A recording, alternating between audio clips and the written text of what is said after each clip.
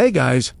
Tonight we begin with a little journey into the cold, damp, and highly regulated world of medieval warrior monks. Go ahead and dim the lights, pull the blankets up, and let your mind drift back to the early 13th century. You won't need to swing a sword, build a fortress, or take a lifelong vow of silence tonight. You just need to relax. Let's talk about the Teutonic Order.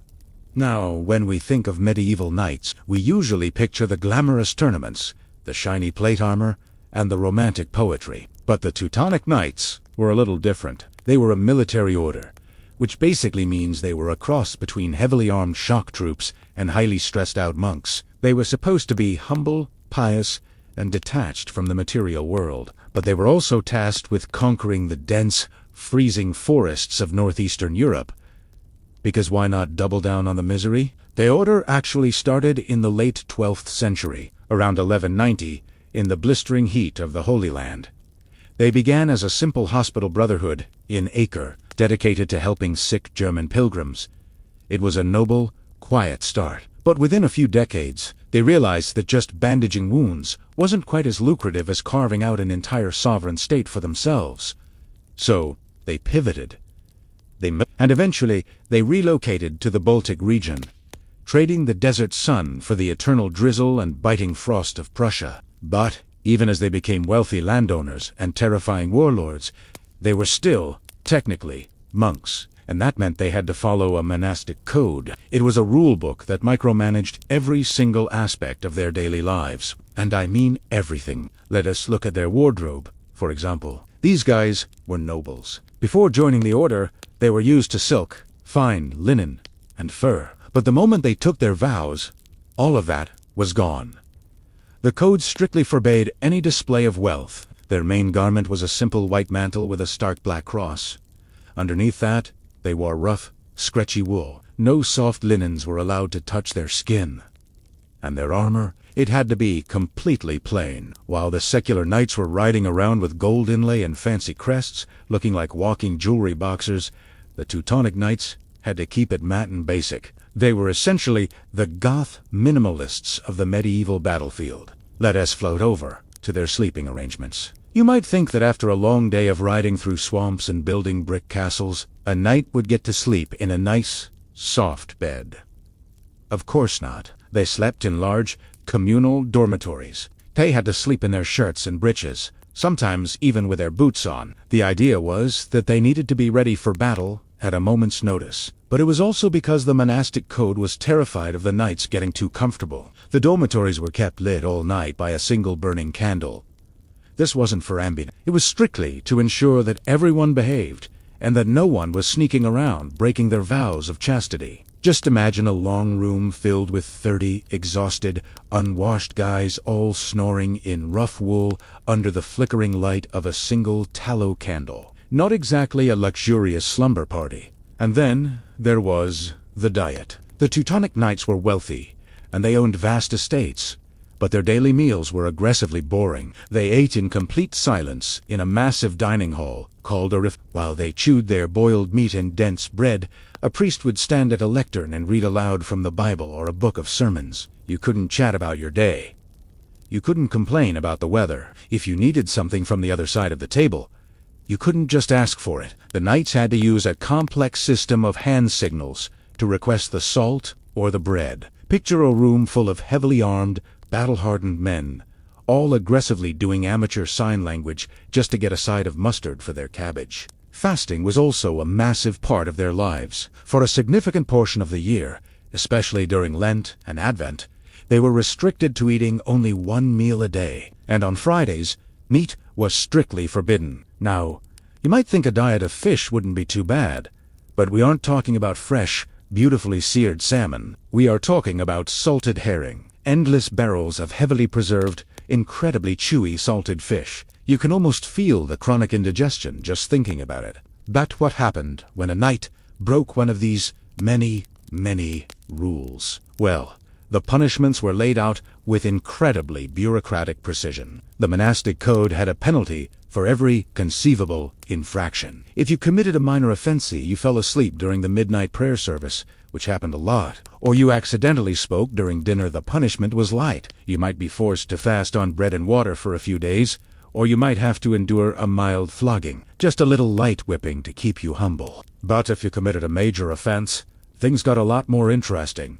And by interesting, I mean deeply humiliating. One of the classic punishments for insubordination was losing the white mantle. The mantle was the ultimate symbol of their status. Without it, they were just another guy in an itchy wool tunic. Another punishment involved being temporarily demoted to the status of a servant. A proud, noble-born knight would be forced to sweep the floors, clean the stables, or serve the food to the very men he usually fought alongside. And if a knight really messed up perhaps by displaying cowardice in battle, or getting caught embezzling the order's funds, to punishment was quite literal. He would be forced to eat his meals sitting on the floor in the middle of the dining hall, alongside the order's dogs. He had to eat scraps out of a bowl on the ground, while his brothers sat at the tables above him, which, given the general state of medieval cooking, probably wasn't a huge downgrade in flavor, but it was certainly a blow to the ego. Let's drift over to the leadership. You would think the men running this incredibly strict, pious organization would be paragons of virtue. The Grand Masters of the Teutonic Order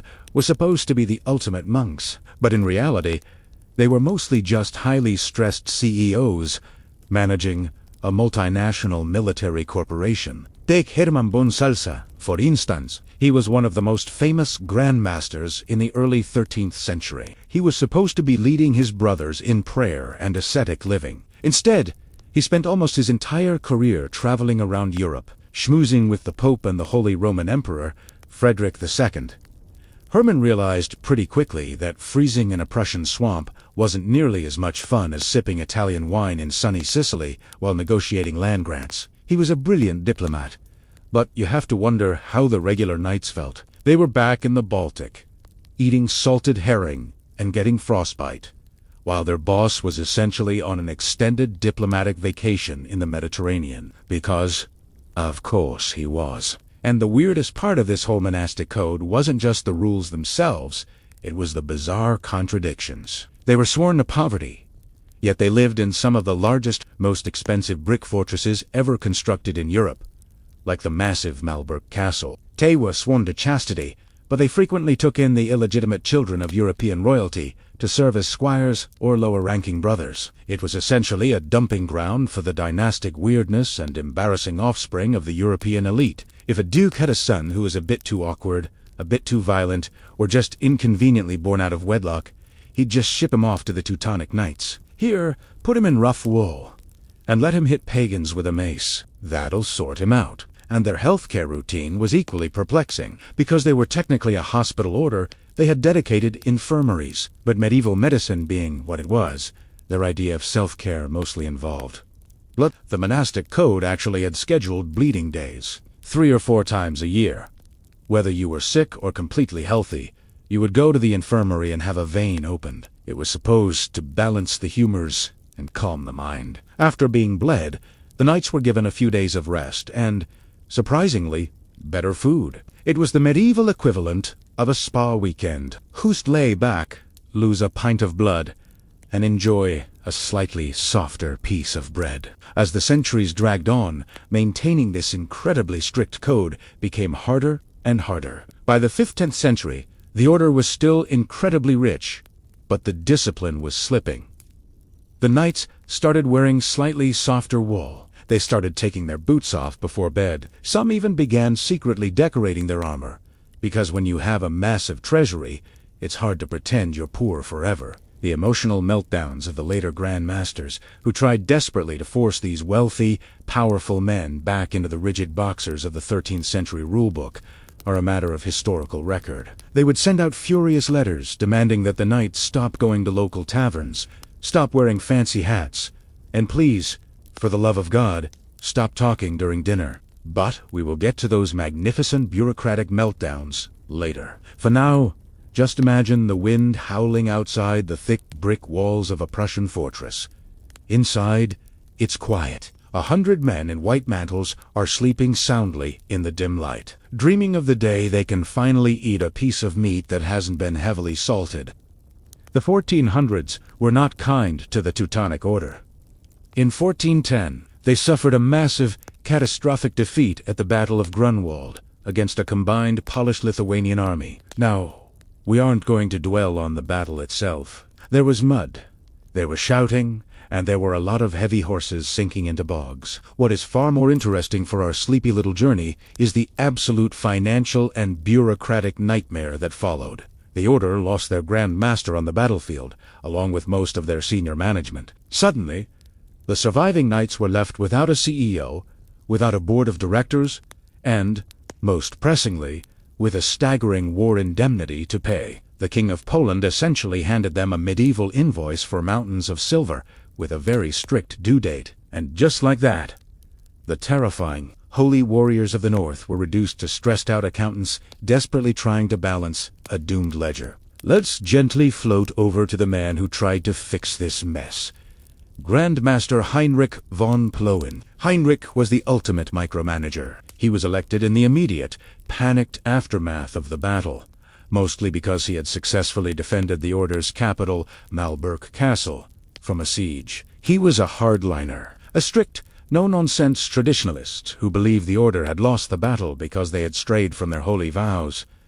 His solution to a massive geopolitical and economic crisis? He decided they all needed to pray harder and eat worse food. Heinrich looked around at his exhausted, terrified knights and essentially said, "The problem is that you guys are wearing linen shirts and sleeping too comfortably."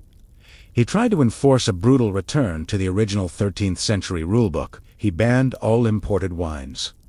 He restricted the use of hunting dogs. He demanded absolute silence in the dining halls again. And he raised taxes on all the local towns to pay off the massive war debt. You can probably guess how well this went over. The knights, who were mostly spoiled younger sons of German nobility, were completely over it. They were bankrupt, their estates were ruined, and now their boss was taking away their spaniels and their sweet wine. The tension in the fortress must have been painfully awkward. Imagine sitting through a silent, 3-hour dinner, chewing on stale rye bread, just glaring at your boss from across the room. The emotional meltdowns finally reached a tipping point in 1413. The knights didn't just write a sternly worded letter of complaint. They organized a full-blown mutiny. They cornered Heinrich, stripped him of his title, and threw him into a damp castle dungeon. Because, of course they did. This wasn't a noble, dramatic betrayal. It was a hostile corporate takeover, dressed up in white mantles. Heinrich spent the next decade rotting in a cell, right beneath the very halls where his former employees were likely sneaking cups of the wine he had banned. It was the ultimate toxic workplace environment. His successor, Michael von Sternberg, tried to be the cool boss. He let up on the strict rules, tried to negotiate with the unhappy towns, and basically did everything he could to just keep the lights on. But the treasury was completely empty. The Order was effectively broke. And this leads us to one of the most delightfully pathetic chapters in military history. The mercenary crisis. Because the Order didn't have enough fighting men left after the battle, they had started hiring mercenary companies from Bohemia and Germany.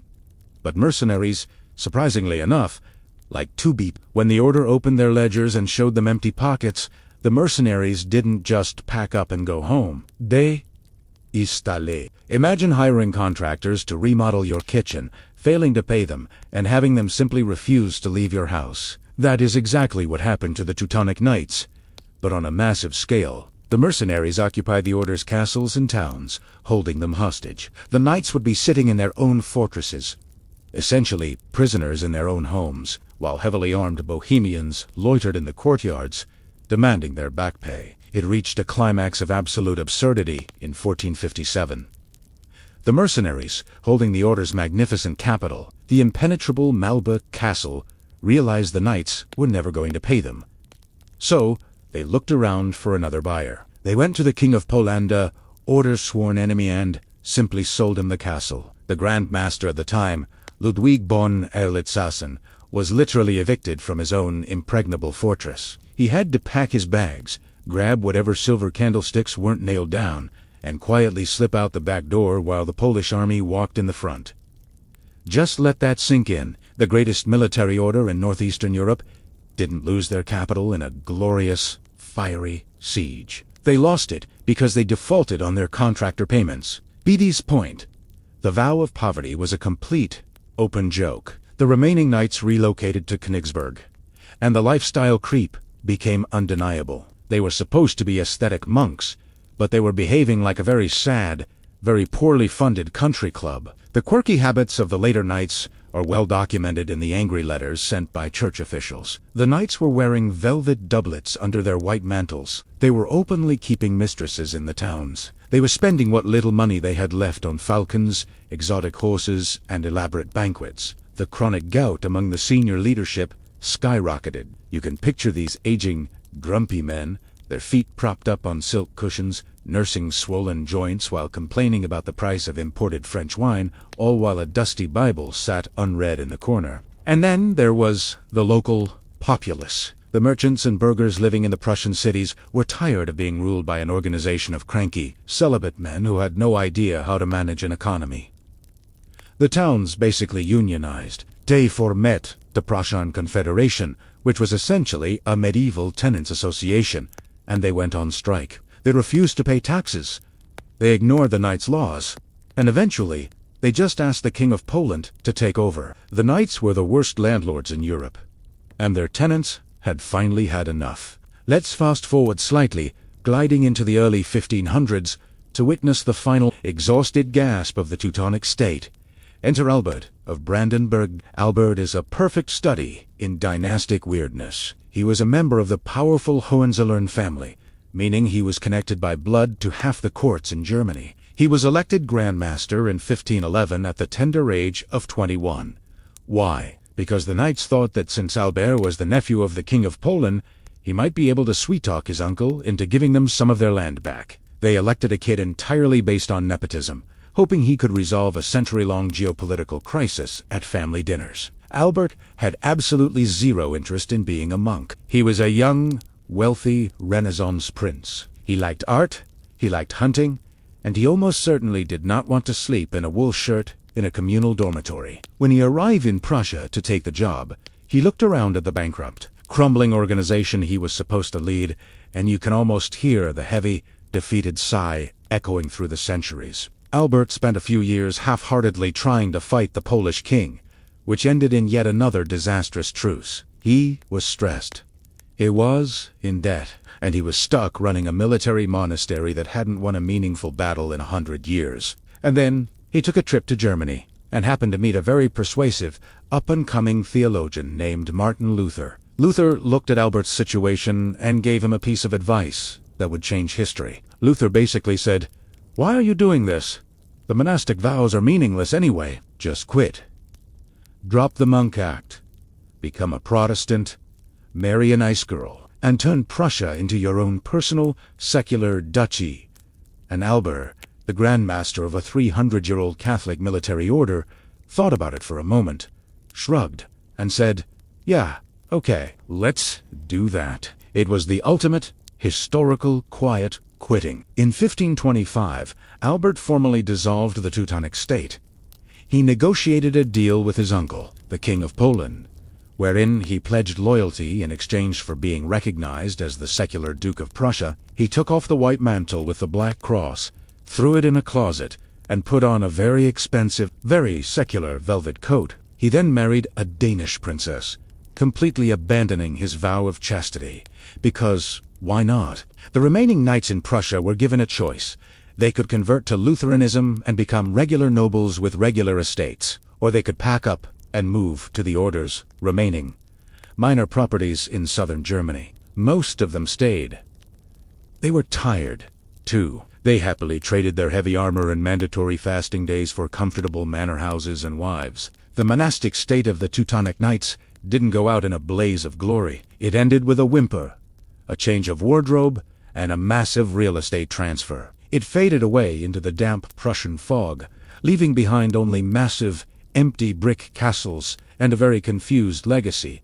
Now, if you were born an heir to a medieval or Renaissance throne, you had won the ultimate historical lottery. You were draped in velvet before you could even open your eyes. You had castles, titles, and a staff of hundreds dedicated solely to your existence. But you were also entering a world of sheer, unadulterated biological terror, because being a royal child meant you were subjected to the absolute worst medical and child-rearing theories the era had to offer. And because of the rampant dynastic weirdness of the time, you were probably starting life with a deeply compromised immune system anyway. Let's begin with the actual environment of a royal nursery. You might imagine a bright, airy room filled with sunlight and wooden toys. Of course you do, because you are a modern person with common sense. But in the 15th and 16th centuries, fresh air was considered the enemy. It was widely believed that diseases were carried by miasmas, which were essentially invisible clouds of bad, smelly air. To protect the precious royal baby from these the nursery was essentially turned into a high-end sensory deprivation chamber. The heavy wooden shutters were closed tight, the thick velvet curtains were drawn. The keyholes were sometimes stuffed with wax to prevent even the slightest draft from entering the room, and in the center of it all was a massive fireplace, roaring day and night, regardless of the season, because why not double down on the suffocation? To combat the imaginary bad smells from outside, the room was constantly fumigated with heavy, smoky incense, burning rosemary, and dried lavender. It was basically a dark, opulent sauna filled with smoke and exhausted nurses. It's a miracle any of these children managed to take a clear breath, let alone survive to adulthood. And then there was the swaddling. If you were a royal baby, you did not get to kick your little legs or wave your arms. Medical experts at the time firmly believed that a baby's bones were soft and pliable, like warm wax. They were convinced that if you let a baby move freely, it would naturally grow crooked, or worse, start crawling on all fours like an animal. We certainly couldn't have the future king of France crawling like a peasant's dog. So, they swaddled them. But this wasn't the gentle, cozy burrito wrap we use today. This was industrial strength binding. The baby was laid out flat, and long strips of linen were tightly wound around their torso, pinning their arms straight down to their sides and binding their legs completely straight. They were wrapped so densely they essentially resembled a very expensive, very immobile piece of royal luggage. They would be left like this for months, only unwrapped occasionally to be changed, and then immediately bound back up into their little linen prisons. It was a quiet, motionless sort of misery. Once the child finally survived the swaddling phase, the next hurdle was the diet. Wet nurses were standard practice. Naturally, a queen rarely nursed her own child, as she was immediately expected to get back to the business of producing the next spare. The selection of a royal wet nurse was an incredibly stressful, bureaucratic process. They didn't just look for a healthy woman. They looked for a woman with the correct moral temperament. They genuinely believed that the nurse's personality, her fears, and her sins would be transmitted to the royal baby through her milk. If a nurse got angry or had an emotional meltdown in the kitchens, she was immediately fired, terrified she had just turned the future king into a tyrant via bad milk. But once the child was weaned, the dietary choices became truly baffling. Water was universally distrusted because, frankly, most of it was objectively terrible and full of bacteria. So, what do you give a royal toddler to drink? Wine, of course. Watered-down wine, or small beer. Imagine a pampered, highly guarded, 3-year-old prince, dressed in stiff, jewel-encrusted brocade, wandering around a gloomy palace while nursing a mild, continuous hangover. It explains a lot about the quirky habits and general irritability of medieval monarchs. Their solid food wasn't much better. Vegetables were considered peasant food and too cold and moist for a delicate royal stomach. The diet was incredibly meat, boiled capons, roasted game, heavily spiced pies, and sugar. So much sugar. They were essentially feeding toddlers, a diet designed for an aging, gout-ridden hunting lord. Let's drift over to the absolute pinnacle of tragic royal childhoods. The Spanish Habsburgs. You simply cannot talk about inbreeding and sickly children without the Habsburgs. They were a family that decided the best way to keep power and land within the family was to marry their cousins. And when they ran out of cousins, they married their nieces. Their family tree wasn't a branching oak. It was a tightly woven wreath. We can look at Philip I of Castile. Now, he was called the Handsome, but given the genetic lottery of his descendants, he looked more like a half-baked Habsburg potato by modern standards. But the true, devastating culmination of this genetic echo chamber was King Charles II of Spain in the late 17th century. Charles's childhood is a masterclass in tragic royal dysfunction. His parents were uncle and niece. All 8 of his great-grandparents were descendants of the exact same couple. The genetic math was simply catastrophic. When Charles was born, the royal court tried to celebrate, but everyone quietly noticed that the baby was fragile. He didn't learn to speak until he was 4 years old. He didn't learn to walk until he was 8. Because he was the only male heir, the entire Spanish Empire treated him like a porcelain doll balanced on the edge of a table. He was breastfed until he was 5 years old. He was carried absolutely everywhere. His famous Habsburg jaw, a severe underbite caused by generations of inbreeding, was so pronounced that he couldn't chew his food properly. His tongue was so large for his mouth that his speech was a constant wet mumble. And the doctors, the royal physicians hovering around Charles II, were perhaps the greatest threat to his life. In medieval and early modern medicine, the absolute worst thing that could happen to a sickly child was getting the attention of a highly paid doctor. These men were trained in the ancient Greek theory of humors. They believed that the body was filled with 4 liquids: blood, phlegm, yellow bile, and black bile. If you were sick, it just meant your liquids were out of balance. If Charles got a mild sniffle or a fever, the doctors didn't prescribe rest and fluids. They went on the offensive. They would bleed him. Yes, taking a chronically ill, genetically fragile child and opening a vein to drain away his blood was considered the height of medical science. If bleeding didn't work, they would prescribe purgatives to aggressively empty his stomach, completely dehydrating the poor boy. It was a relentless cycle of being poked, prodded, and drained by solemn men in dark robes who had absolutely no idea what they were doing. Of course, they didn't. Let's look at another famously pampered, yet doomed, royal child, Prince Arthur Tudor. He was the older brother of the infamous Henry VIII.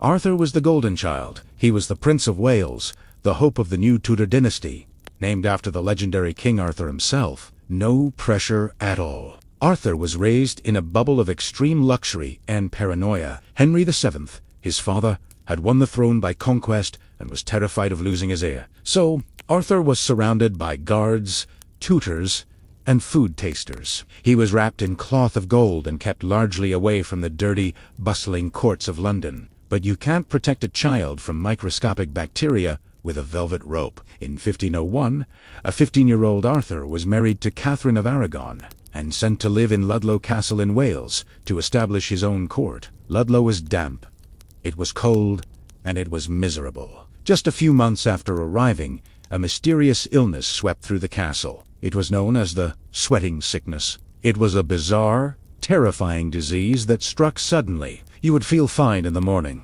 start sweating profusely by noon, and by midnight, Juera. Despite his wealth, his guards, and his royal blood, Arthur caught it, and despite the frantic, useless efforts of his physicians who probably just covered him in heavy blankets to make him sweat more, because why not double down on the symptoms?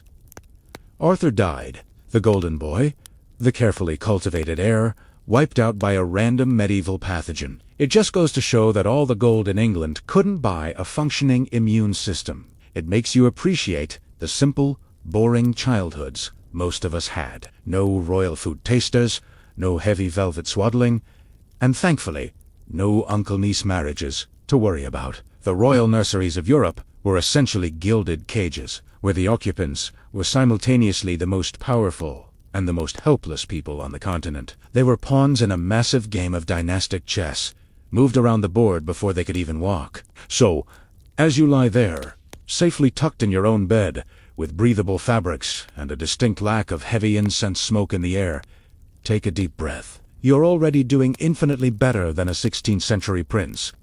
When we think about early Native American history, the popular imagination usually conjures up a very specific and entirely inaccurate picture. We tend to imagine endless, quiet forests, untouched wilderness, and small, simple bands of people living in perfect, quiet harmony with nature. It's a very peaceful image, but it is completely wrong. The reality of the pre-Columbian Americas was remarkably crowded, incredibly noisy, and governed by elites who were just as bizarre, obsessed with status, and prone to dynastic weirdness as any Habsburg or Tudor. The Americas were actually home to sprawling megacities, complex bureaucracies, and highly stressed politicians trying to manage massive populations. And where you have massive populations, you inevitably have an out-of-touch ruling class doing incredibly weird things to prove they are better than everyone else. Let's glide down into the Mississippi River Valley, right around the year 1050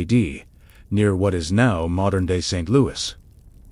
Here, we find the sprawling metropolis of Cahokia. At its peak, Cahokia was larger and more heavily populated than London or Paris were at the exact same time. It was a massive, bustling urban center, complete with sprawling suburbs, bustling plazas, and probably the ancient equivalent of terrible traffic jams. But the most striking feature of Cahokia wasn't its size. It was its real estate. The elites of Cahokia didn't build stone castles. They built mounds, massive, towering, artificial mountains made entirely of dirt. And they didn't have beasts of burden to help them. Every single cubic yard of these enormous earthworks was carried by hand, in woven baskets, by the common people. Imagine the sheer, exhausting bureaucracy of it all. You are a regular Cahokian citizen, just trying to farm your corn and live your life. But your local lord has decided his dirt hill isn't quite tall enough to properly convey his divine status. So, you spend your weekends carrying heavy baskets of soil up a 60-foot incline, just so your boss can have a slightly better view of the river and feel superior to the lord on the slightly smaller dirt hill next door. Because, of course he did. It was the ultimate, exhausting display of wealth, forcing thousands of people to build you a literal mountain of mud just to put your wooden house on top.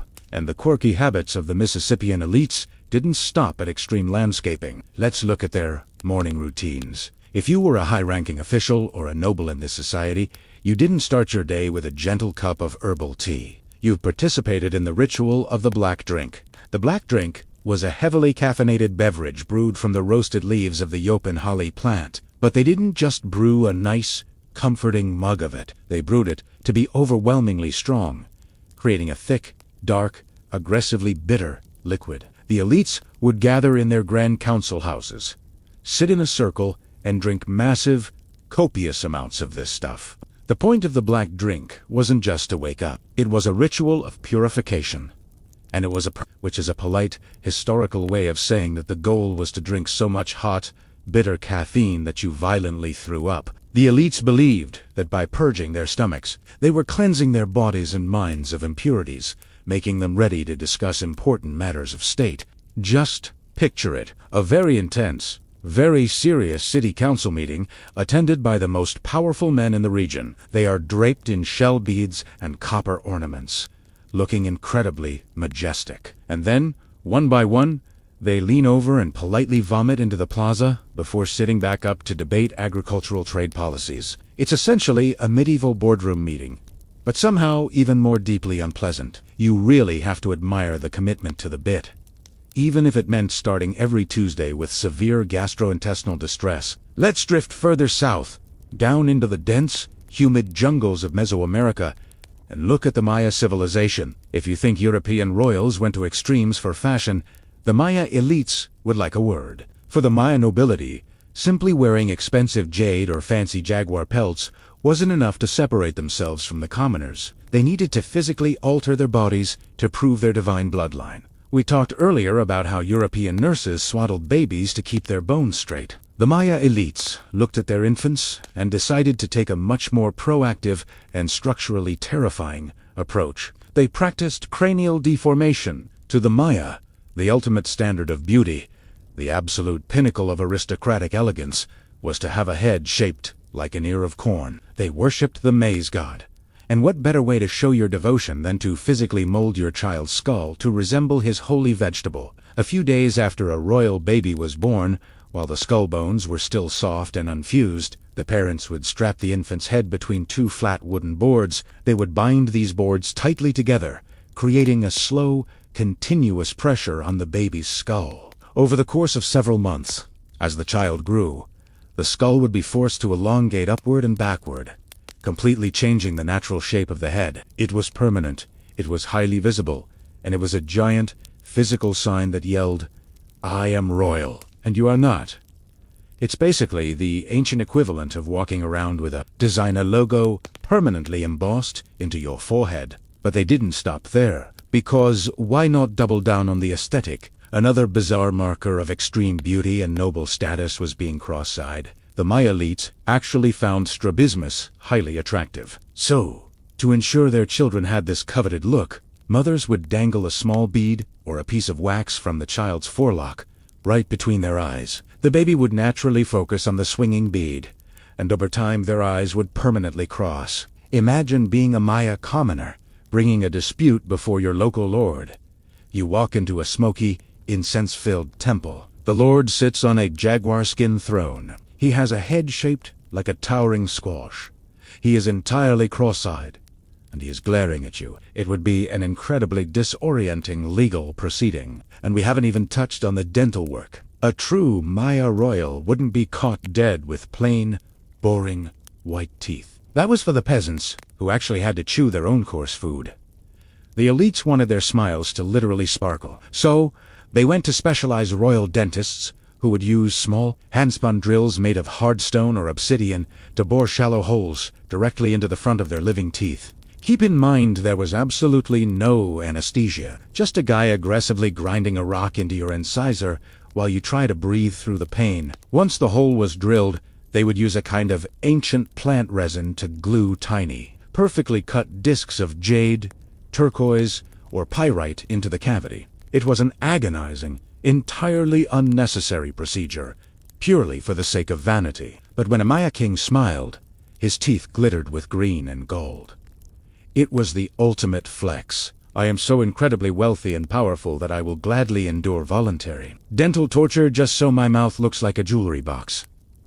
Let's gently float slightly further south, down into the freezing, high-altitude peaks of the Andes Mountains, to the absolute masters of dynastic weirdness, the Inca Empire. The emperor of the Inca, known as the Sapa Inca, was considered the living son of the sun god. His life was micromanaged to an absurd degree. He never wore the same clothes twice. Once he took off a finely woven vicuna wool tunic. It was immediately taken away and burned, because it was considered too sacred for anyone else to ever touch. He was so holy that he wasn't even allowed to walk on the ground most of the time. He was carried everywhere on a golden litter. But the most bizarre aspect of the Inca royal family wasn't how they treated the living emperor. It was how they treated the dead ones. In Europe, when a king died, you buried him in a crypt, built a nice marble statue, and moved on. The Inca did not move on. They had profound, systemic, emotional meltdowns when it came to letting go of their rulers. When a Sapa Inca died, he wasn't buried. He was carefully mummified, freeze-dried in the cold mountain air, and kept right in his palace. And I don't mean he was put in a quiet, dusty tomb. The mummified emperors maintained their estates, their servants, and their wealth. They were treated as if they were still perfectly alive, just perhaps a bit quiet and terribly dry. The royal servants would still bring the mummy 3 elaborate meals a day. They would fan away the flies. They would change the mummy's clothes. It gets better. The mummies of the past emperors would regularly visit each other. The servants would load a dead, freeze-dried emperor onto a litter, carry him across the city of Cusco, and set him up in the courtyard of another dead, freeze-dried emperor. Then, the living royal family would sit around them, drinking chicho, which is a fermented corn birand, asking the mummies for political advice. The servants would literally interpret the wishes of the mummies, usually to benefit whatever faction the servants belonged to. Just imagine a high-stakes royal dinner party. You have the living emperor, adorned in gold, sitting next to the leathery, hunched-over corpse of his great-grandfather. The servants are offering the corpse a cup of beer, and everyone is acting like this is a completely normal Thursday evening. It was a government literally run by a committee of the dead. So, the next time someone tries to tell you that the pre-Columbian Americas were just a vast, empty wilderness of simple folks, you can politely smile and think of the cross-eyed Maya kings with jade teeth, or the Inca emperors awkwardly sharing a drink with their mummified ancestors. Humanity has been universally, completely bizarre. For a very, very long time. Most of us today have pets. A dog, a cat, maybe a mildly depressed goldfish. They offer quiet companionship, but if you were a medieval or early modern monarch, a simple golden retriever simply wouldn't do. A pet wasn't just a companion, it was a diplomatic tool, a symbol of your vast, unmatched wealth, and a terrifying liability. Because when a king decided he wanted a pet, he didn't go to a local breeder. He went to other kings, and he demanded the most dangerous, exotic, and administratively exhausting animals on the planet. Let's slowly walk up to the heavy stone gates of the Tower of London in the 13th century, during the reign of King Henry III.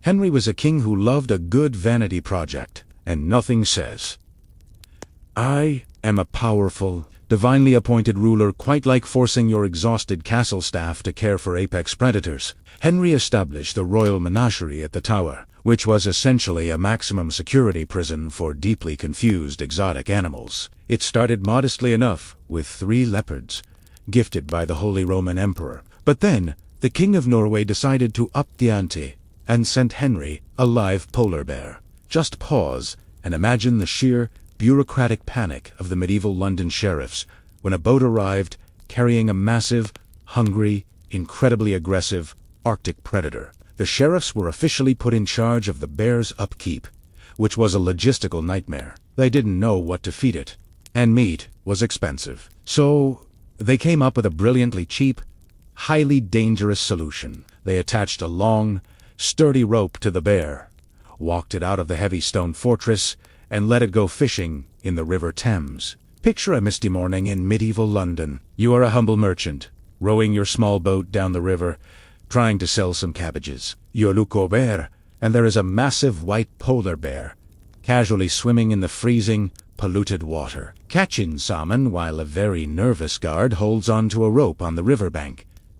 Because, of course, there was. It was just another normal Tuesday in the capital. A few years later, the King of France sent Henry an even more perplexing gift.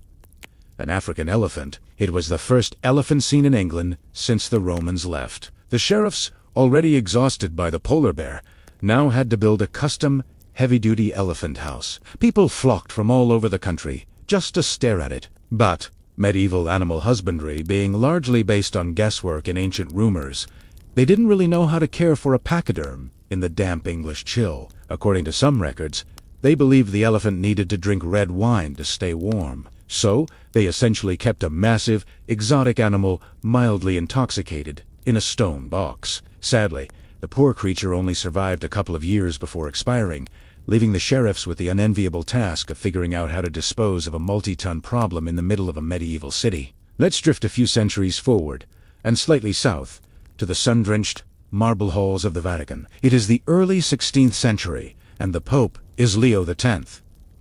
Leo was born Giovanni de' Medici. He was a son of the incredibly wealthy, incredibly corrupt Medici family of Florence. When he became Pope, he famously said, "Since God has given us the papacy, let us enjoy it." And enjoy it he did. He loved art, he loved banquets, and he absolutely loved his pet elephant. In 1514, the King of Portugal wanted to secure some favorable papal decrees regarding his overseas empire. So he sent Leo an albino Indian elephant named Hanno.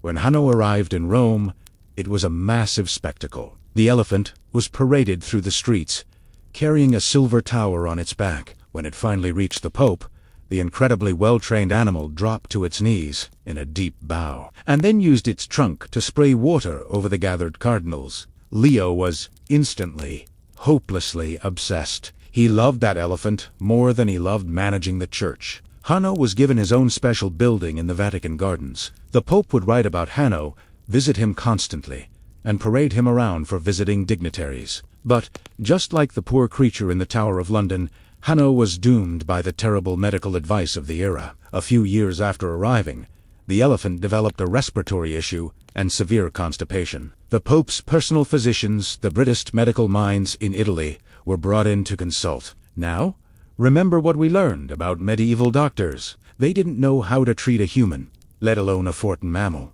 They decided the best course of action was to administer a massive purgative to clear the elephant's system. But because this was a papal elephant, they couldn't just use regular herbs.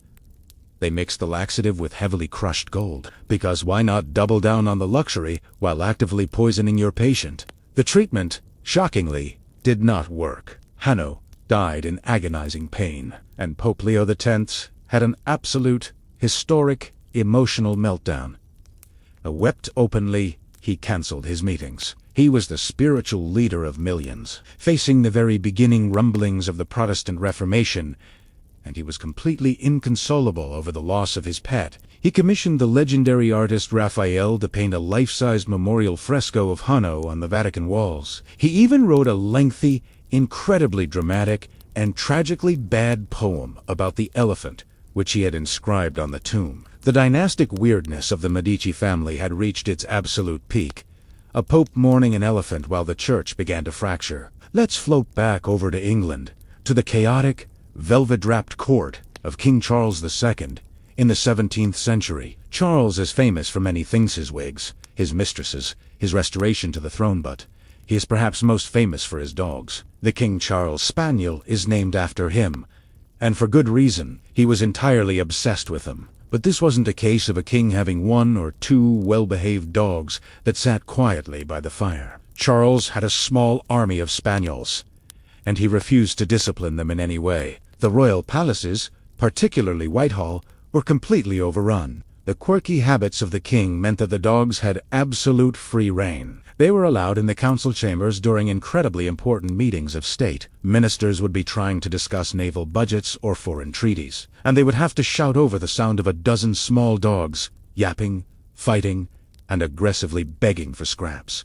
But the worst part was the hygiene. Charles couldn't bear to be parted from his spaniels, even at night. They slept in his bedchamber, and because they were completely untrained, they simply relieved themselves wherever they pleased. The beautifully woven Persian carpets of the royal palace were essentially transformed into very expensive puppy pads. The diaries of the courtiers from the time are filled with bitter, passive-aggressive complaints about the smell. John Evelyn, a famous diarist, visited the king's private rooms and was absolutely horrified. He wrote about how the king allowed the dogs to whelp, meaning to give birth right there in the royal bedchamber. The room was dark. It was heavily curtained, and it was filled with the overwhelming odor of wet dog, unwashed courtiers, and aristocratic decay. It was a suffocating, flea-ridden nightmare, but no one could say a word. If you tripped over a spaniel or complained about the smell of your velvet boots, you risked offending the king.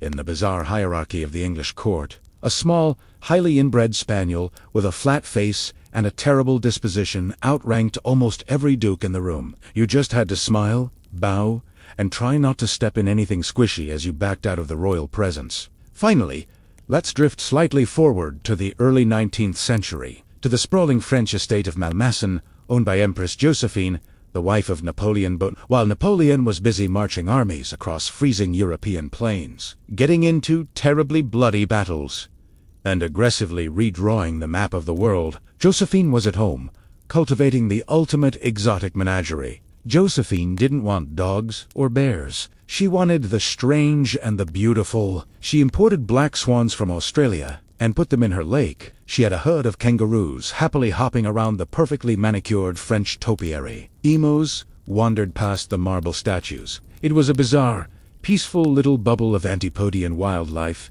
in the middle of a continent tearing itself apart with war. But her absolute favorite pet was a female orangutan. Josephine was completely charmed by the ape, and true to the eccentricities of the elite, she decided to treat it like a very hairy, very quiet, aristocratic guest. The orangutan was trained to wear a white cotton chemise, a simple, elegant little dress. When Josephine hosted dinners for the politicians and generals of France, the orangutan would sit at the table with them. It was taught to use a knife and fork, and it would politely eat turnips and drink tea from fine, delicate porcelain cups. Just imagine the scene. You are a hardened French cavalry officer.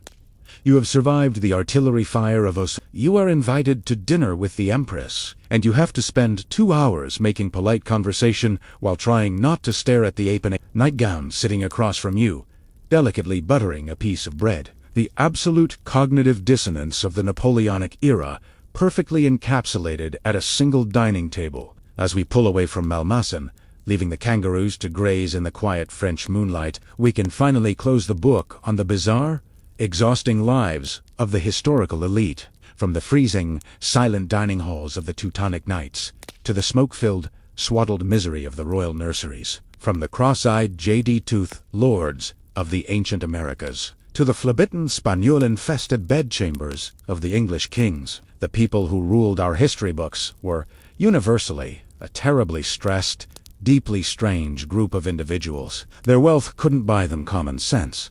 Their power couldn't buy them health. And their absolute authority usually just gave them the freedom to make spectacularly terrible decisions. So, as you lie there tonight, be glad for the quiet simplicity of your own room. You don't have to drink boiling, bitter purgatives in the morning. You don't have to share your living room with a mummified ancestor. And, most importantly, you don't have to figure out how to feed a polar bear in the morning. The drafty castles are empty. The heavy velvet curtains are closed. The chaotic menageries are long gone. All that remains is the quiet, steady rhythm of your own breathing. Let the centuries fade away into the dark. Let the bizarre echoes of history settle into silence. Just rest. Sleep well.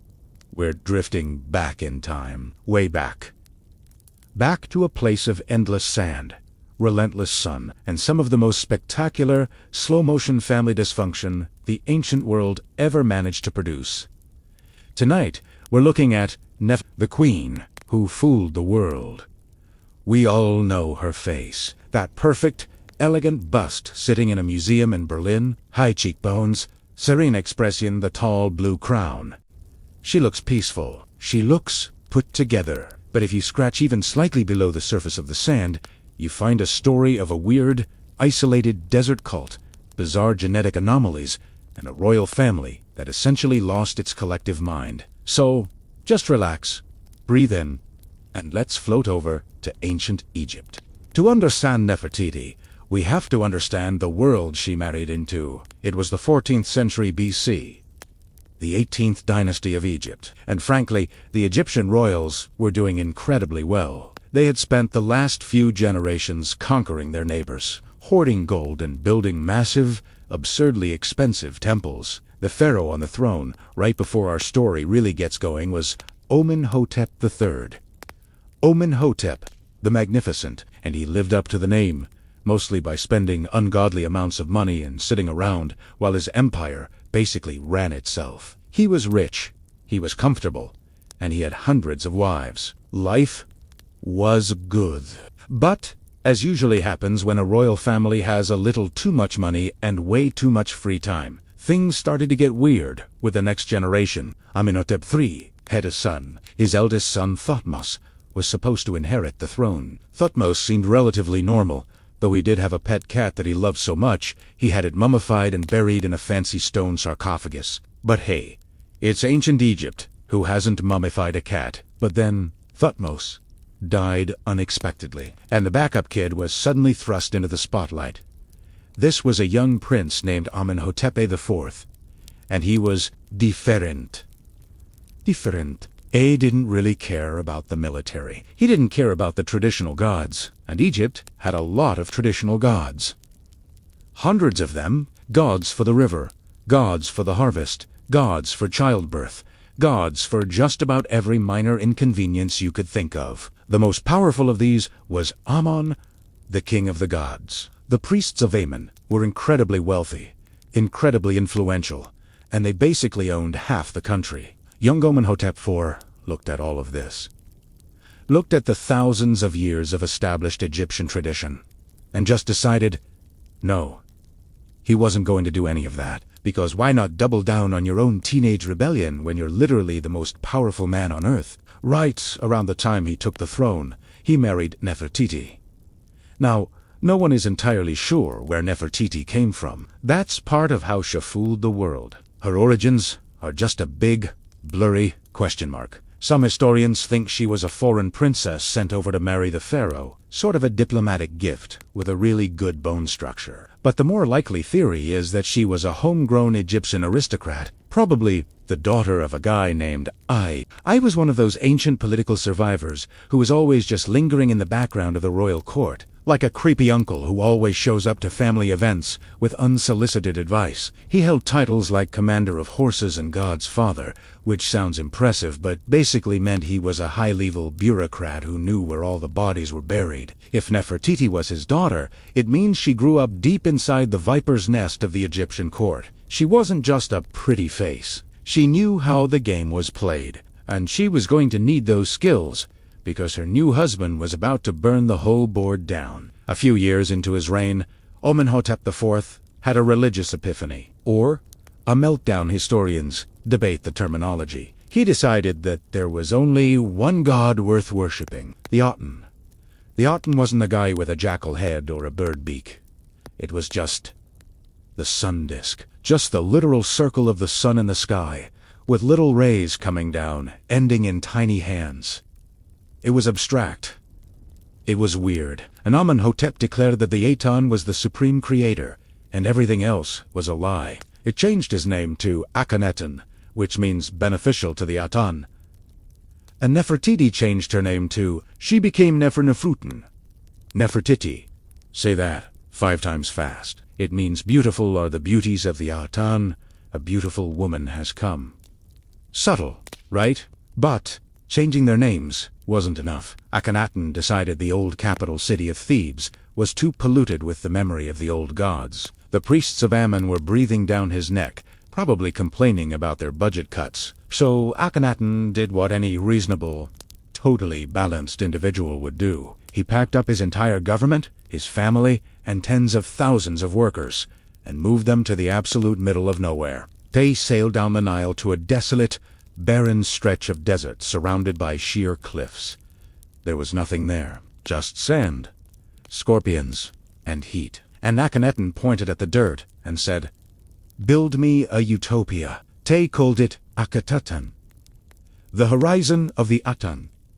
Today we call it Amarna, and building it was an absolute nightmare for anyone who wasn't the royal family, because they were in such a rush to escape reality and build their weird sun cult compound. They didn't have time to build with massive, long-lasting stone blocks like normal pharaohs. Instead, they used small mud bricks. They threw up temples, palaces, and villas at breakneck speed. They covered the cheap mud bricks in bright white plaster so it looked gleaming and magical in the sun. But behind the facade, it was just a fragile movie set baking in the desert heat. The workers suffered terribly. We've found their cemeteries, and the skeletons show horrifying rates of malnutrition, broken bones, and spinal compression from carrying heavy loads at top speed. But Akhenaten and Nefertiti didn't see any of that. They were busy reinventing art.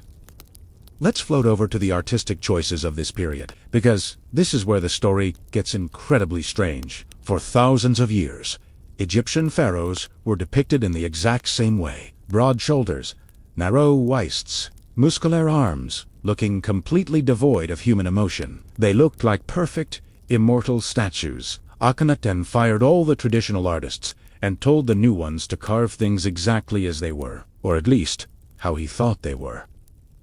The art from Amarna is unsettling. Suddenly, the pharaoh is shown with a long, drooping face, heavy eyelids, a sagging pot-belly, wide hips, and spindle-thin arms and legs. He looked like a half-baked Habsburg potato, thousands of years before the Habsburgs even existed. And because she was his loyal co-star in this bizarre production, Nefertiti was drawn the exact same way. The beautiful woman from the famous bust was depicted on temple walls with an elongated skull, a thick neck, and a little paunchy stomach. The royal couple's heads were drawn so long and stretched out that for a while, early archaeologists seriously wondered if they were aliens. More medical historians have suggested they might have suffered from Marfan syndrome, a genetic disorder that causes elongated limbs and facial features, or perhaps it was the result of a few too many generations of royal cousins marrying royal cousins. Because, let's be honest,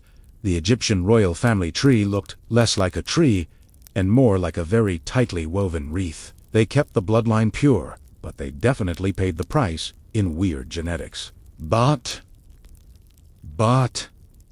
there's another theory. The theory that it was all entirely intentional PR. Akhenaten wanted to be seen as the mother and the father of all people, an androgynous god king who transcended normal human biology. So he just ordered the artists to make him look like a weird, genderless, elongated alien, and Nefertiti played along. She wasn't just sitting in the palace while her husband stared at the sun. She was everywhere. In traditional Egyptian art, the queen is usually a tiny figure standing by the pharaoh's knee. But in Amarna, Nefertiti is drawn the exact same size as Akhenaten. She is shown driving her own chariot. She is shown holding captured enemies by the hair and smashing their skulls with a mesa pose strictly reserved for the king. She was the high priestess of the Aton cult. When Akhenaten was busy writing long, rambling poetry to the sun, Nefertiti was the one standing in the window of appearances, throwing gold collars down to loyal subjects to keep them happy. She was the anchor holding this bizarre fantasy world together. And the propaganda was incredibly specific about their domestic life. They didn't want to be seen just as distant gods. They wanted to be seen as a happy, loving family. They had 6 daughters, no sons, just 6 little girls. And the art shows Akhenaten and Nefertiti bouncing these babies on their knees, kissing them, feeding them. It's actually quite sweet, except the babies also have the weird alien-shaped heads. They look like tiny, bald, elongated men. And while the royal couple was busy kissing their melon-headed children in the sun, the rest of the country was slowly falling apart. You see, while Akhenaten was playing cult leader in his desert compound, he completely ignored the rest of the empire. The military was neglected. Foreign kings were writing him desperate letters, begging for troops to help fight off invaders, and Akhenaten basically left them on read. He didn't care. He was too busy having his workers chisel the name of the old god Amen off of every temple, statue, and obelisk in the country. He even had his father's name, Amenhotep, defaced because it had omen in it. It was petty. It was exhausting. Imagine being a local official just trying to collect grain taxes, and suddenly the king's guys show up with chisels and just scratch your local god's name off the wall. It wasn't a bloodbath, but it was incredibly annoying for everybody involved. So here we have Nefertiti, the most beautiful woman in the world, living in a plaster-coated mud city in the blistering heat, worshipping a literal circle in the sky, married to a man who looked like stretched taffy, raising 6 daughters while the greatest empire on earth slowly eroded outside their city limits. They fooled themselves into thinking it would last forever. But reality, as it always does, was about to catch up with the royal family of Amarna. And it wasn't going to be pretty. The utopia was about to fracture, and Nefertiti's ultimate disappearing act was just over the horizon. As it turns out, packing tens of thousands of people into a rushed, mud-brick city with questionable plumbing in the middle of the desert isn't exactly great for public health. Right around the 12th year of Akhenaten's reign, things started to go very wrong. A plague swept through the region. We aren't entirely sure what it was. Maybe the bubonic plague, maybe polio, maybe just a really aggressive flu. But whatever it was, it didn't care if you worshipped the old gods or the new sun disk. Death toll was catastrophic, and the royal family, sitting in their airy palaces, was not immune. Let's look at TA family tree again, or what was left of it. Akhenaten and Nefertiti had 6 daughters. Suddenly, the royal artwork, which had been so full of happy, bouncing melon-headed toddler steaks, a very dark, very quiet turn. Princesses start vanishing from the reliefs, first one, then another. Then there's a scene carved into the royal tomb that is completely unprecedented in Egyptian history. It shows the death of their second daughter, Meek. In traditional Egyptian art, pharaohs do not cry. They do not show grief. They are immortal, stoic gods who basically just stare blankly into eternity. But in this carving, Akhenaten and Nefertiti are shown standing over their daughter's deathbed, weeping. They are clutching each other's arms, their faces contorted in sorrow. It's incredibly sad, but also deeply jarring. It's a very human, very fragile moment for 2 people who had spent the last decade pretending to be celestial beings made of pure light. The sun god hadn't saved their child, and the tragedies just kept piling up. The queen mother, Taihu, had been a powerful, stabilizing force in the background, died. Then, minor wives started dying. The whole court was just a slow, depressing procession to the newly dug desert tombs. Manuele Akhenaten's foreign policy, which mostly consisted of ignoring everyone, was really catching up to him. We know this because archaeologists found the Amarna letters. This is a cache of clay tablets buried in the sand. Essentially, the ancient Egyptian equivalent of a forgotten email server. They are letters from foreign kings and diplomats, and reading them is honestly just a study in mounting frustration. Kings from Babylon and Mitanni were writing to basically saying, "Hey, your dad used to send us solid gold statues. You sent us wooden statues that are just painted gold. We checked. It flaked off. What gives?" They were complaining about getting robbed on the trade routes. They were begging for military escorts. One king wrote a desperate letter saying his city was being actively besieged, pleading for just 50 soldiers to help him. Just 50. Just 50. Akhenaten's response: nothing. He was broke from building his utopia. He was grieving his dead children, and he just frankly didn't care about anything happening outside his city limits. The empire his ancestors had spent generations building was slowly crumbling into the sand, and he was just rearranging the deck chairs on the Titanic, if the Titanic was made of mud bricks and covered in white plaster. And this is where Nefertiti's story becomes the ultimate historical magic trick, because right when things are at their absolute worst, right around year 12 or 14 of the reign, she just vanishes. Stops appearing in the art. Her name is no longer written on the monuments. For a long time, historians assumed the obvious. She caught the plague and died. It made sense. Everyone else was dying. Why not the queen? It was a tidy, if tragic, end to her story. But then historians who, let's face it, love nothing more than complicating a tidy story start and noticing some very weird things in the rubble of Amarna. Before we get to Nefertiti's potential second act, we have to talk about Kia. Kia was another of Akhenaten's wives. She wasn't the great royal wife like Nefertiti, but she had a special title, the greatly beloved wife, which probably made family dinners incredibly awkward. Kia was prominent for a few years, and then she, too, suddenly disappeared from the record. But she didn't just fade away. Her name and image were violently erased, chiseled off the stone. Someone went through the palace with a hammer and systematically scrubbed Kia from existence. Because in ancient Egypt, the ultimate form of being blocked on social media was having your face literally removed from the granite. Who ordered Kia's erasure? It could have been Akhenaten, but a lot of modern scholars point the finger squarely at Nefertiti. Maybe she wasn't just a serene, beautiful face. Maybe she was a ruthless political operator who didn't like sharing the spotlight with the greatly beloved backup wife. But back to Nefertiti's disappearance. If she didn't die of the plague, where did she go? Right around the time Nefertiti vanishes from the records, a new figure appears.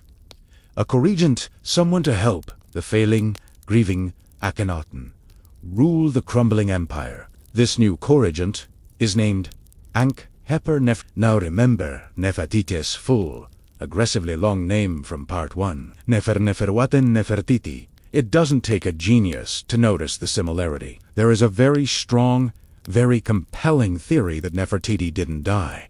Instead, she simply leveled up. As her husband's grip on reality slipped, and the male heirs kept failing to materialize, she dropped the title of queen, took on a kingly name, and stepped up as the official co-pharaoh of Egypt. Imagine spending your entire adult life as the beautiful, stylized sidekick to a religious fanatic, and then finally just putting on the fake pharaoh beard and saying, "All right, I'll do it myself." Today are statues and carvings from this weird, twilight period of Amarna that show a pharaoh with distinctly feminine features. A pharaoh with a narrow waist, wider hips, and a face that looks suspiciously like the famous Berlin bust. There are even inscriptions where the feminine ending of words accidentally slipped past the scribes when referring to the new king. It's entirely possible that for the last few years of Akhenaten's life, Nefertiti was actually running the show. She was the one trying to manage the angry foreign diplomats. She was the one trying to keep the treasury from completely emptying out. She was the pragmatist trying to hold together the fantasy world her husband had built. But if she did become pharaoh, she didn't get to enjoy the promotion for long. Because shortly after this co-regent appears, Akhenaten, finally died. The architect of the great, weird sun cult simply stopped breathing. He was placed in a massive stone sarcophagus in a royal tomb tucked away in a desolate canyon behind his mud-brick city. And then, everything just stopped. The city of Amarna didn't end in a fiery siege or a massive, dramatic battle. It just sort of sighed and gave up. Without Akhenaten forcing everyone to live there, the illusion shattered instantly. Take court officials, the scribes, the stone carvers, they all looked at this blistering, uncomfortable city in the middle of nowhere, and they collectively decided they were done. The old religion was calling the comfortable, wealthy city of Thebes, with its solid stone temples and massive bureaucracies, was waiting. Everyone packed their bags. They took their furniture, their jewelry, and whatever was left of the royal treasury, and they just walked away. They left the temples to the Aten, open to the desert wind. They left the plaster to crack and peel. Within a few years, the beautiful white city of Amarna was nothing but a ghost town, slowly melting back into the sand from which it came. The great utopian experiment was over. It was abandoned, and the old priests of Amun, who had been quietly biding their time and hoarding their resentment, were ready to take their country back. As for Nefertiti, whether she died as a queen, or ruled briefly as a female pharaoh, or was quietly assassinated by traditionalists who hated the new religion, we just don't know. Her mummy has never been conclusively identified. She walked off the stage of history, leaving behind a perfectly sculpted bust and a million unanswered questions. She fooled the world into thinking she was just a beautiful, serene queen, when in reality, she was the anchor of the most chaotic, bizarre royal meltdown of the ancient world. But the mess she and Akhenaten left behind wasn't over. Not by a long shot. Because somebody had to clean up the empire. Somebody had to apologize to the angry neighbors, beg the old gods for forgiveness, and pretend the whole Amarna period had just been a bad dream. That job was going to fall to the next generation. It was going to fall to a child. A boy who had been born into this bizarre, inbred, isolated cult, and was now expected to fix the entire world. A boy whose name would eventually become more famous than any of them, not because of what he achieved in life, but purely because of where he happened to be buried. The great, weird, sun cult experiment is over. Akhenaten is dead, Nefertiti is gone, and the Egyptian empire is essentially a giant geopolitical mess waiting for someone with a broom. And who did the universe select for this monumental task of fixing the most powerful nation on Earth? A 9-year-old boy, a child whose physical biology was so spectacularly compromised by generations of royal inbreeding that he practically jingled when he walked. Tonight, we're looking at the boy behind the golden mask, the pharaoh who was meant to be entirely forgotten, but accidentally became the most famous face of the ancient world. When we think of King Tut, we immediately picture that mask.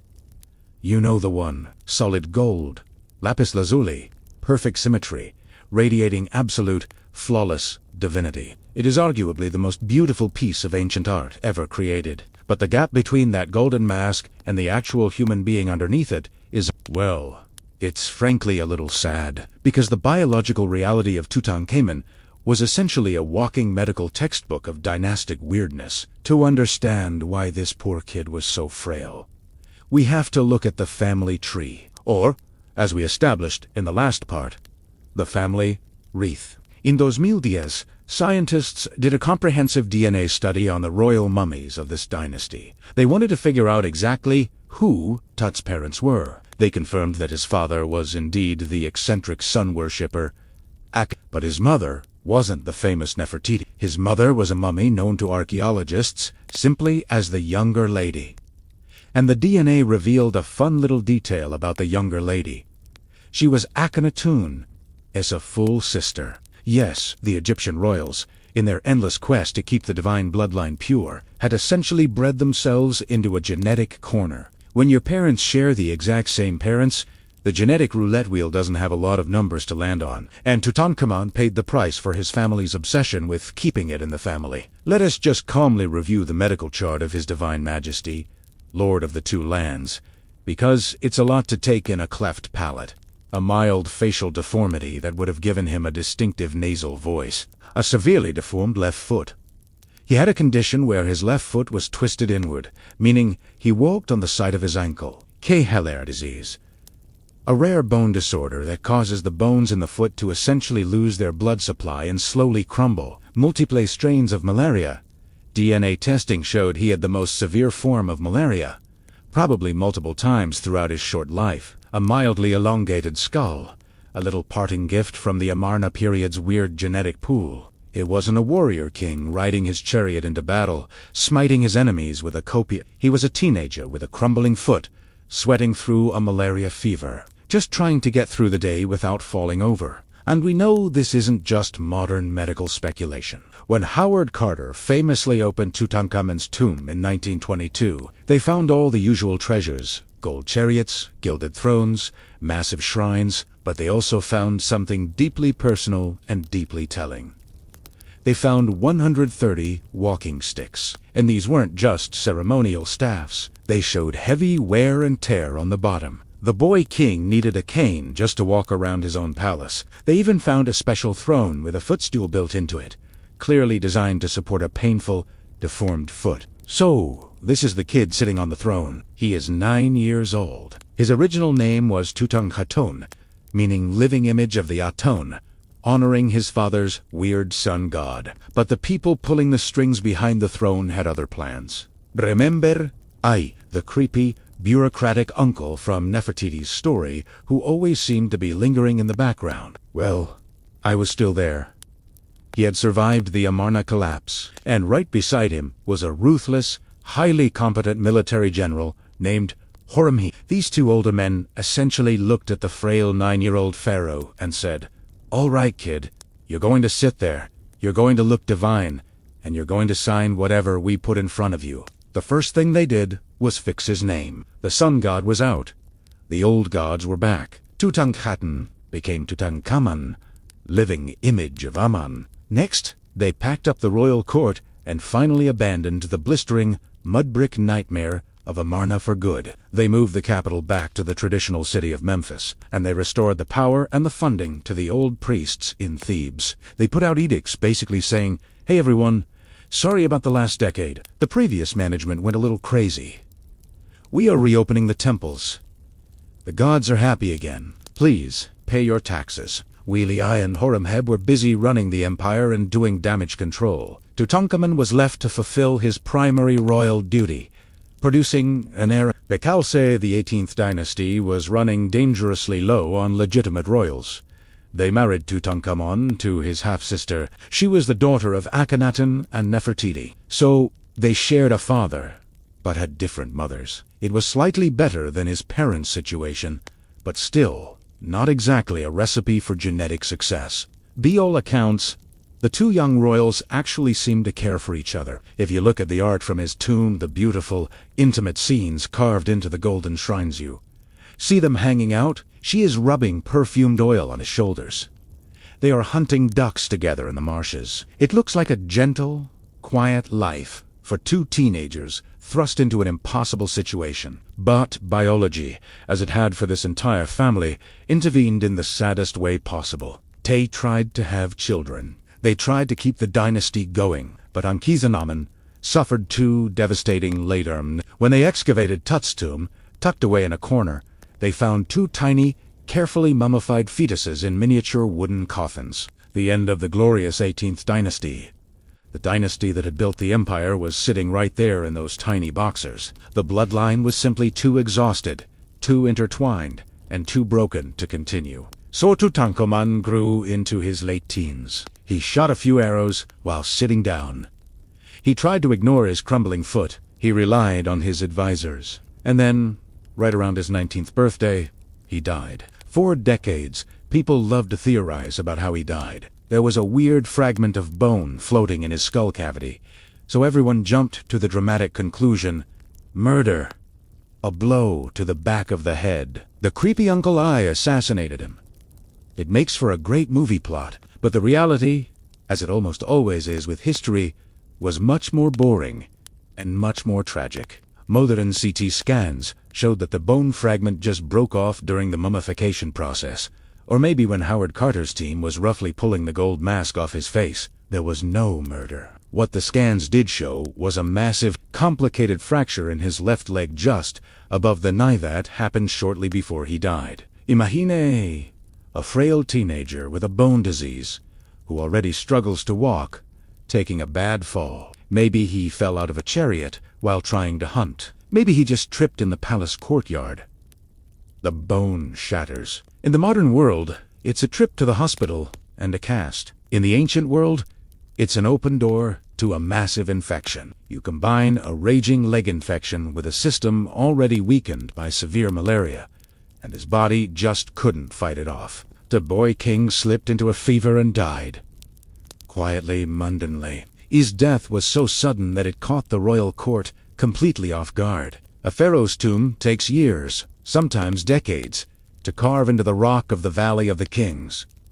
Tutankhamun didn't have a tomb ready, so they had to improvise. They found a smaller, unfinished tomb, probably one meant for a noble or maybe even for his advisor, and they essentially shoved the dead king inside. Everything was rushed. The burial goods were piled on top of each other. Some of the statues and shrines were clearly made for other people, and just hastily painted over with Tut's name. They painted the walls of the burial chamber so fast that they didn't wait for the plaster to dry before they sealed the door shut. If you look at high-resolution photos of the wall paintings in Tutankhamun's tomb today, you will see little brown spots covering the beautiful figures of the gods. Those spots are ancient microbial mold. The moisture from the wet paint was trapped in the airtight room for 3,000 years, causing the walls to literally sprout mold. That is how fast they were trying to get this kid into the ground. And once he was in the ground, the real irony of his story began. The creepy uncle, immediately married the grieving young widow, and Kisnaman, who was probably horrified by the prospect of marrying her grandfather's age. Advisor and took the throne. When I died, a few years later, the general Horemheb took over. Horemheb had absolutely no royal blood. So he decided the best way to legitimize his rule was to pretend the last 4 pharaohs had never existed. He systematically chiseled the names of Akhenaten, Nefertiti, and Tutankhamun off the official king lists. As far as the Egyptian state was concerned, the timeline skipped straight from Amenhotep III directly to Horemheb. The Amorna period was officially cancelled. Later generations of pharaohs built their own massive tombs in the Valley of the Kings right above Tutstini. Rushed burial site. The workers building those later tombs built their stone huts directly over the entrance to Tut's tomb. The boy king was buried under thousands of tons of rock and debris. He was forgotten. And that, wonderfully, is exactly what saved him. Because the ancient grave robbers, who systematically looted every single other tomb in the Valley of the Kings, had no idea he was there. They couldn't read his name on any monuments, and his tomb was hidden under a construction site. The boy who was deemed a failure, the fragile kid with the club foot and the tragic family tree, slept undisturbed in the dark for over 30 centuries. He slept right through the fall of the empire, the arrival of the Greeks, the Romans, and the modern era, while the great warrior pharaohs had their tombs smashed open and their mummies ripped apart for gold. The forgotten boy king rested in absolute peace, waiting for the day his golden mask would finally catch the light again. Now, in the medieval and Renaissance periods, a royal marriage had absolutely nothing to do with romance. It was just high-stakes real estate management. You didn't marry for love. You married to acquire a strategic port city, or a fertile valley, or a lucrative alliance against the French, and no one, in the entire history of human civilization, played this real estate game better than the Habsburgs. Their family motto was literally, "Let others wage war, but you, happy Austria, marry," and marry they did. They married everyone. They married the rulers of Spain, the rulers of the Netherlands, the rulers of parts of Italy. And eventually, they controlled the massive, newly discovered territories in the Americas. By the 1500s, the sun literally never set on the Habsburg Empire. They had won the game. But there was a catch. Once you own half the known world, you run into a very specific, very wealthy person problem. Who do you marry your kids off to, without accidentally giving away some of that precious real estate? The Habsburgs looked at this problem and came to a stunningly arrogant conclusion. They decided that no one else was good enough for a Habsburg except another Habsburg. So They started marrying their cousins, and when they ran out of cousins, they started marrying their nieces and uncles. Because why not double down on keeping the property deeds in the family? It was a brilliant political strategy for exactly one generation. But biology, much like gravity, is fundamentally unforgiving. You can ignore it for a while, but eventually it comes crashing down. The first warning sign that the genetic pool was getting a little too shallow was something that became known as the Habsburg jaw. Medically it's called mandibular prognathism. In simple terms, their lower jaws grew much faster and larger than their upper jaws. It meant their lower teeth jutted out far past their upper teeth. It wasn't just a quirky facial feature, it was a structural disaster. Let us look at the Emperor Charles V. He was the most powerful man in the world. In the early 1500 segundos, he ruled over an empire that stretched from Germany to Peru. But he was also a man who literally could not close his mouth. His lower jaw protruded so far forward that his teeth didn't meet. He couldn't chew his food properly. He had to sort of mash it against the roof of his mouth and swallow it whole, which led to a lifetime of agonizing into contemporary ambassadors who were usually paid to write flattering things about the emperor couldn't help but mention it in their secret letters home. One Italian diplomat politely noted that when the emperor spoke, his mouth hung open so wide that you could easily toss a walnut into it. Charles was so self-conscious about his face that he often ate his meals entirely alone, hidden behind a curtain, just so people wouldn't have to watch the most powerful man on earth struggle to eat a piece of chicken. Ebentuagi, the sheer weight of ruling half the world, combined with his terrible digestion and agonizing gout, broke Charles V. He did something almost entirely unprecedented for an absolute monarch. He quit. He abdicated his thrones, handed the empire over to his brother and his son, and retired to a remote monastery in Spain. But he didn't exactly live like a monk. He brought a massive staff, tapestries, and his favorite obsession, clocks. The former master of the universe spent his final, quiet years surrounded by dozens of ticking clocks, obsessively trying to get them all to chime at the exact same millisecond. He never succeeded. But Charles V's jaw and his ticking clocks were just the tip of the genetic iceberg, because beneath the physical deformities, there was a deeply ingrained streak of emotional fragility and melancholy running through the bloodline. Let's float over to his parents for a moment to understand where this came from. Charles's mother was a Spanish princess known to history as Joanna the Mad, or in Spanish, Juana la Loca. Her life was a tragic, exhausting portrait of what happens when emotional instability meets ruthless dynastic politics. Juana was married off to a Habsburg duke named Philip the Handsome. Philip was called the Handsome. But let's be honest.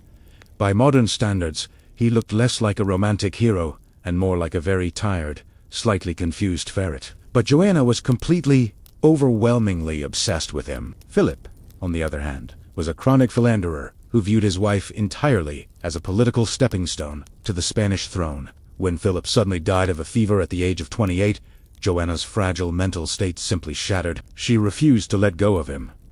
Literally, she insisted on traveling across the dark, freezing plains of Spain with his lead coffin in tow. She only traveled at night because she claimed widows shouldn't see the sunlight, and she would periodically order her servants to pry the coffin open by torchlight, just so she could stare at his embalmed feet to make sure his body hadn't been stolen by greedy nobles. She spent the last 50 years of her life locked away in a windowless castle, wearing nothing but black, refusing to wash, convinced that evil spirits were hiding in her bed. Her own father, and later her own son, Charles V, kept her locked up because it was politically convenient. Why deal with a grieving, unstable queen when you can just declare her insane and take her kingdoms for yourself? So, this was the genetic and emotional inheritance of the Habsburg dynasty. A massive, jutting jaw, a delicate digestive tract, and a deeply wired predisposition to profound, paralyzing melancholy. And, instead of looking at this situation and deciding to maybe marry a healthy, unrelated noble from, say, France or England, the Habsburgs just kept marrying each other. Charles V's son Philip II of Spain was a legendary micromanager who built a palace shaped like a giant gridiron and spent his life doing paperwork in a tiny, unadorned office until his eyes bled. Who did Philip marry for his fourth wife? His own niece? Over the next 100 years, the Spanish branch of the family tree stopped branching. It became a straight, vertical line. The ultimate result of this multi-generational game of genetic roulette was born in 1661. His name was Charles II of Spain. He was the king of a global empire. And he was, from the moment he took his first breath, a complete medical catastrophe. Charles II is often referred to as El Hechizado, or the Bewitched, the Spanish public. And even the court couldn't understand why their king was so sick, so frail, and so developmentally delayed. They decided he must have been cursed by witches. They even hired exorcists to come to the palace and scream at the king's bed to drive the demons out. But Charles wasn't bewitched. He was just the product of an incredibly small gene pool. How small? Well, normally, a person has 8 great-grandparents. Charles II only had 4. His parents were uncle and niece. His grandparents were cousins. If you look at his pedigree, it literally folds in on itself like a damp origami swan. His physical life was a slow, gentle nightmare. He didn't learn to speak until he was 4. He couldn't walk until he was 8. And eventually he needed the walls, or a servant to lean on because his legs were too weak to support his frame. His Habsburg jaw was so severe that his upper and lower teeth completely missed each other. His tongue was reportedly so unusually large that he could barely speak a coherent sentence. He just sort of mumbled and drooled. A was the most pampered, protected person on the planet. But his daily existence was just an endless cycle of fevers, stomach aches, and sheer exhaustion. The Spanish court tried everything to keep him alive. They fed him breast milk until he was a toddler. They wrapped him in warm animal skins. They brought him religious relics and the dusty bones of saints, hoping for a miracle. But Charles II was essentially a ghost haunting his own palace. He rarely bathed. He spent his days wandering the long, gloomy halls of the royal residence, playing simple games with dwarfs and just entirely isolated from the reality of his crumbling empire. Because while Charles was sitting in a dark room trying to swallow soft bread, the Spanish Empire, once the absolute terror of the world, was going bankrupt. Their navies were rotting in port, their armies were unpaid, and the rest of Europe was just sitting around the edges, waiting for the poor king to die so they could carve up his territories. And Charles knew it. He knew he was the end of the line. His first wife, a lively French princess named Marie-Louise, was deeply depressed by the gloomy, suffocating atmosphere of the Spanish court. She famously spent her days riding horses as fast as she could, just to feel something other than the crushing weight of the Habsburg dynasty closing in on her. She died young, childless, and probably of appendicitis, though the rumors of poison swirled endlessly through the corridors. His second wife, a German princess, spent most of her time arguing with Charles's mother and stealing artwork from the palace walls to send back to her relatives. She also failed to produce an heir because, as modern geneticists have concluded by looking at the family data, Charles was almost certainly completely the genetic damage to the royal line was simply too profound. When Charles II finally passed away at the age of 38, he looked like a very old, very fragile man. The physician who performed his autopsy wrote a report that is still famous today for its bewildered, almost poetic horror. The doctor noted, in a rather panicked tone, that the king's body had absolutely no blood left in it. His heart was the size of a peppercorn. His lungs were corrupt. He had a single, black kidney, and his head was full of water. Now, some of that is likely just dramatic 18th century medical exaggeration, but the core truth remains. The Habsburg dynasty had essentially bred itself into non-existence. They tried to keep the world all to themselves, and in doing so, they destroyed the very family they were trying to protect. The death of Charles II plunged Europe into a massive, bloody conflict known as the War of the Spanish Succession. Millions of people died, borders were redrawn, and entire kingdoms went bankrupt. All because a family in Vienna and Madrid decided they didn't want to share their toys with outsiders. It is a quiet, tragic irony. The most powerful dynasty in human history wasn't defeated by a superior army, or a brilliant general, or a massive peasant uprising. They were defeated by their own DNA. We're going to drift slightly north now. across the Pyrenees Mountains, and into the lush, green, sprawling countryside of France.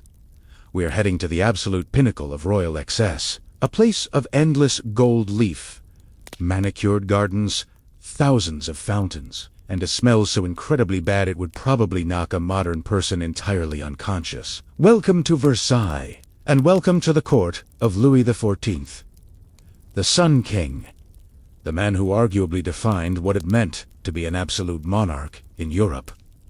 He ruled France for an astonishing 72 years. He was the center of his own universe, much like Akhenaten tried to be, but Louis actually succeeded. He built a palace so massive and a court so rigidly structured that the nobility of France were essentially reduced to a flock of very expensive pigeons, all pecking at crumbs from the king's hand. But while the paintings and the tapestries show us a world of divine elegance, the day-to-day, biological reality of living in Versailles was something entirely different. First, let's set the scene.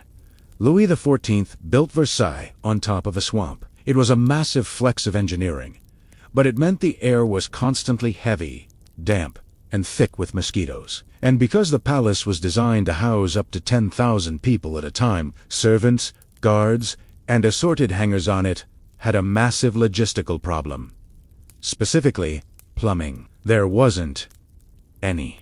Versailles was essentially a beautiful, gilded, open sewer. People relieved themselves behind curtains, in the corners of hallways, and under the staircases. The servants would occasionally sweep through to clean it up, but the lingering odor was simply a fact of life. To mask the stench of thousands of unwashed bodies and terrible sanitation, the courtiers essentially bathed in heavy, overpowering perfumes. Musk, ambergris, civet. The air inside the palace was a thick, suffocating cloud of sweat, waste, and floral scent. Which brings us to the Sun King himself and his rather unique relationship with hygiene. In the 17th century, the medical consensus was that bathing was actually incredibly dangerous. Doctors believed that hot water opened your pores and allowed deadly diseases, like the plague or syphilis, to enter your body. So, Louis XIV, the most powerful, wealthy man on the continent, almost never took a bath. Rumor has it he bathed maybe 3 times in his entire adult life, and Aventin only because his doctors forced him to. Instead of washing with water, the king dry bathed. Every morning, he would simply rub his skin vigorously with dry cloths, sometimes dipped in alcohol or a little bit of perfume. The real cleanliness, Tay believed, came from changing your linen shirt multiple times a day. The idea was that the white linen would magically wick away the sweat and the dirt. So, he looked clean on the outside, covered in velvet and silk. But underneath, it was a completely different story. But Louis didn't just ignore his hygiene. He weaponized every aspect of his daily biological functions to control his nobles. Let's just drift into the king's bedchamber first thing in the morning. His entire day was a meticulously choreographed public performance. It started with the levee, the waking up ceremony. Over 100 nobles would crowd into his room just to watch him open his eyes. It was considered a massive, life-altering honor to be the guy who handed the king his left shoe. Nobles would bankrupt themselves buying the right clothes just to stand in the back of the room and watch the king put on his shirt. And this utter lack of privacy extended to the absolute most intimate moments of his day. Louis XIV was very fond of his chaise Percy. This was a beautifully crafted, velvet-upholstered chair with a hole in the seat and a silver chamber pot slid underneath. It was a portable toilet. But Louis didn't hide it away in a closet. He kept it right in the middle of his rooms, and he would regularly hold official government meetings, dictate letters, and chat with his favorite courtiers while sitting on it. Because why not force the highest-ranking dukes in France to stand there and nod politely while you used the bathroom? It was the ultimate power move. If you were invited to speak to the king while he was on the commode, it meant you were in his inner circle, and when he was finished, it was a highly lucrative aristocratic privilege to be the specific noble tasked with carrying the silver pot away. But even a king who commands the sun has to answer to his own anatomy. And Louis XIV's medical history is a long, slow catalogue of extremely uncomfortable ailments, mostly handled by doctors who had absolutely no idea what they were doing. The king loved to eat. He had a massive, insatiable appetite. He would routinely consume 4 bowls of different soups, an entire pheasant, a partridge, a massive plate of salad, 2 slices of ham, mutton, pastries, and fruit all in one sitting. Naturally, this led to severe gout, terrible indigestion, and lifelong stomach issues. His doctor's standard response to literally any illness was to bleed him, or to give him violent laxatives. Over the course of his life, they drained gallons of his blood, and purged his system so often, it's a miracle he had any internal organs left at all. His teeth were another absolute disaster, because his doctors believed that bad teeth could harbor infections that would spread to his brain. They decided the safest thing to do was just pull them all out.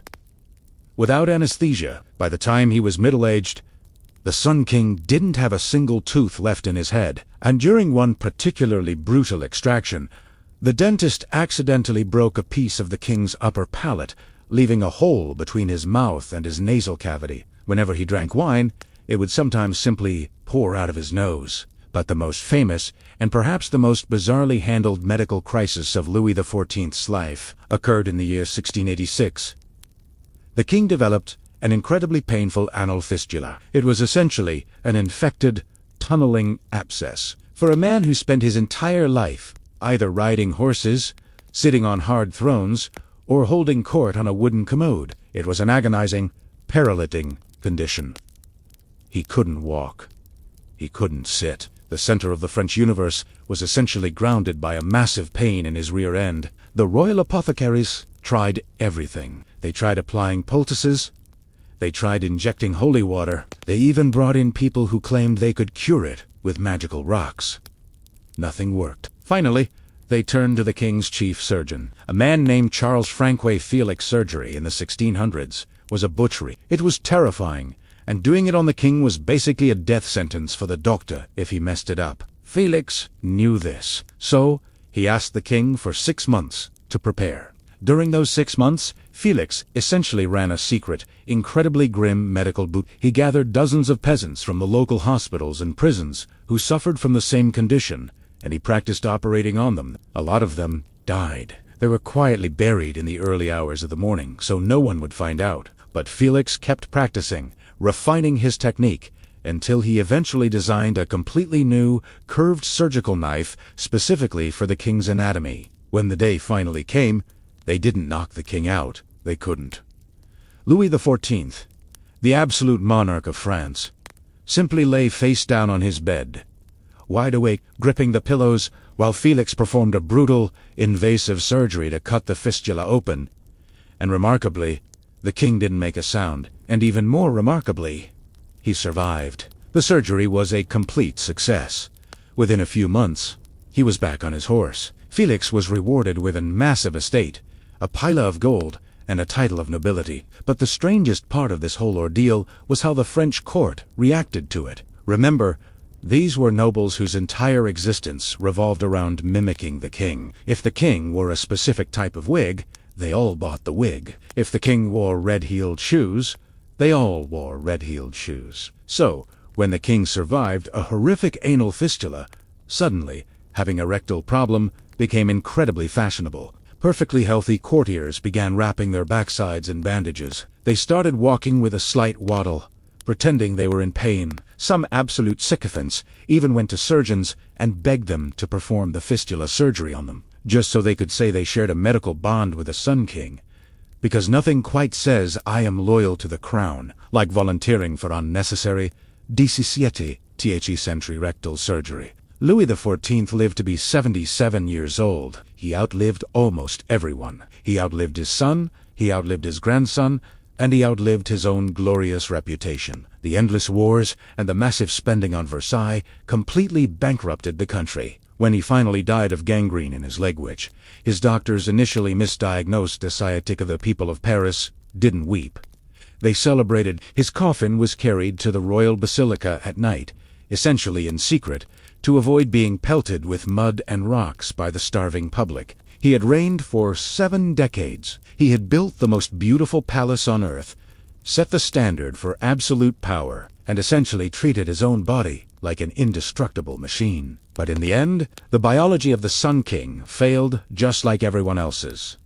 The throne passed to his 5-year-old great-grandson, who inherited a broken, heavily perfumed, deeply unstable country. The seeds of the French Revolution were already planted, wading quietly in the mud beneath the gilded fountains of Versailles. And that brings us to the end of our journey tonight. From the sun-baked, alien-headed cult of Amarna, where reality was just a suggestion made of mud bricks and plaster, to the lonely gilded tomb of a forgotten boy king who jingled when he walked, to the doomed Joe-heavy halls of the Spanish Habsburgs, who tried to marry the world and accidentally erase themselves, and finally, to the incredibly fragrant, hopelessly crowded corridors of Versailles, where absolute power couldn't even buy you a decent dentist. It turns out, being a monarch is mostly just a really exhausting, heavily publicized medical trial. It doesn't make you immortal. It mostly just gives you terrible medical advice, a shrinking gene pool, and an audience for your absolute worst habits. So, as we close the history books for the night, just let the quiet darkness settle in. Let your shoulders drop. You don't have to manage a failing empire. You don't have to marry your cousin to secure a trade route. You don't have to hold a meeting while using a velvet chair. You just have to sleep. Good night, everyone.